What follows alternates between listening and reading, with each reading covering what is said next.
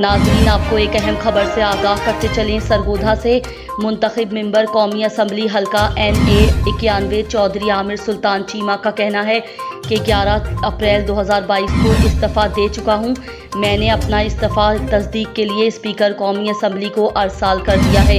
इस मौके पर नुमाइंदा पाक पंजाब न्यूज़ से बातचीत करते हुए उन्होंने कहा कि मेरी वालदा इन दिनों इंतहाई अलील हैं, जिस वजह से इस्लामाबाद नहीं जा सकता और ज़ाती सुनवाई नहीं दे सकता, लिहाजा मेरा इस्तीफ़ा कबूल किया जाए। बैरूनी साजिश व मुदाखलत और इम्पोर्टेड हुकूमत हम कबूल नहीं करते। इमरान खान ही हमारा लीडर है और पार्टी के फैसले के मुताबिक इस्तीफ़ा दे दिया है। उन्होंने मज़ीद कहा, ये सीट मेरे लीडर की अमानत है और हज़ारों ऐसी सीटें अपने लीडर पर कुर्बान करता हूँ।